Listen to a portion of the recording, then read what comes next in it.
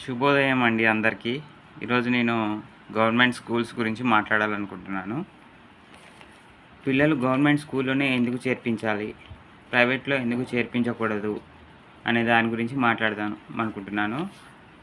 ఎందుకంటే గవర్నమెంట్ స్కూల్లో పిల్లలు ఎవ్వరూ అసలు ఉండట్లేదండి, చదవట్లేదు. అంతా ప్రైవేట్ స్కూల్కు వెళ్ళడం జరుగుతుంది.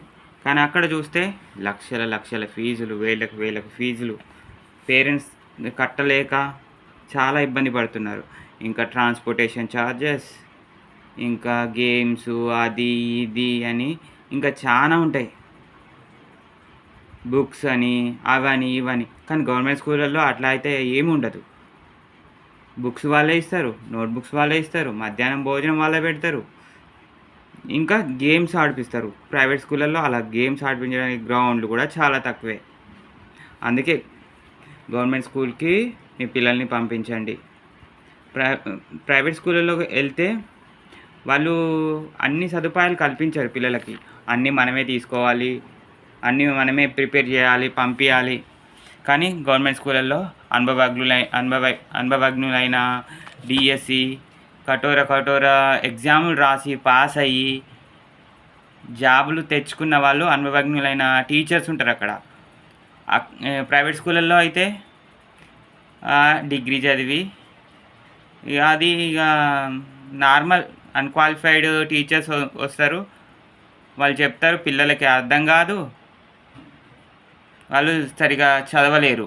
అందుకని అనుభవజ్ఞులైన టీచర్స్ మన గవర్నమెంట్ స్కూళ్ళల్లోనే ఉంటారు. కాబట్టి మనము మన పిల్లల్ని గవర్నమెంట్ స్కూల్లోకే చేర్పించాలి. ఎందుకంటే మళ్ళీ వాళ్ళకి మధ్యాహ్నం భోజనంలో ఫ్రూట్స్ కానీ ఇస్తారు, మళ్ళీ రాగి జావా పాలు అన్నీ ఇస్తారు. అలాగే వాళ్ళకి బుక్స్ ఫ్రీ. నేను చదువుకున్నప్పుడైతే మాకు మాత్రం నేను గవర్నమెంట్ స్కూలే చదువుకున్నాను.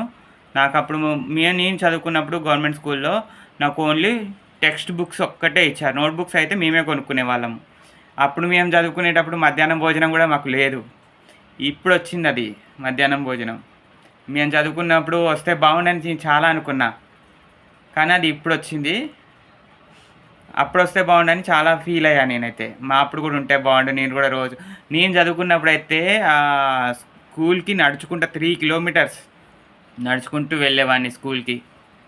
మాది స్కూల్ మా ఊళ్ళో స్కూల్ 5th వరకే ఉండే. 5th to 10th వరకు వేరే విలేజ్, వేరే మండల్కి వెళ్ళాలి. ఆ మండల్లో 5th to 10th వరకు ఉండేది గవర్నమెంట్ స్కూలు. అక్కడికి నడుచుకుంటూ 3 కిలోమీటర్స్. అప్పుడు మా పేరెంట్స్ దగ్గర అంత డబ్బులు లేవు ఛార్జెస్కు, ఆటో కిరాయిలు ఇవ్వడానికి కూడా.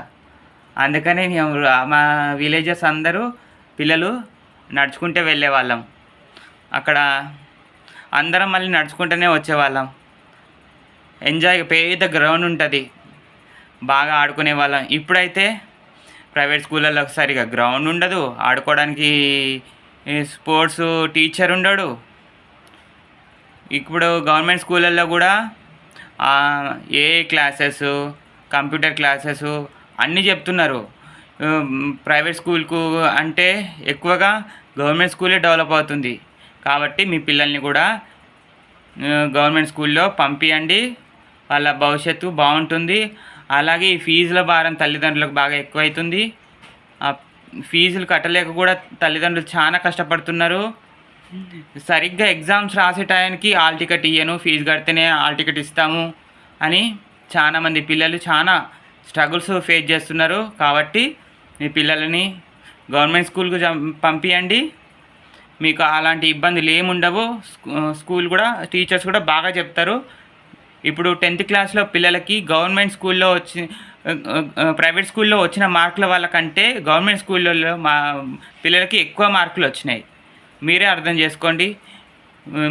మనం ఇంత ఫీజు కట్టి ఇంత సదుపాయాలు కల్పించి ప్రైవేట్ స్కూల్కి పంపిస్తే వాళ్ళకంటే గవర్నమెంట్ స్కూల్ పిల్లలకి ఎక్కువ మార్కులు వస్తే మన తల్లిదండ్రులకు ఏమనిపిస్తుంది? ఒకసారి ఆలోచించండి.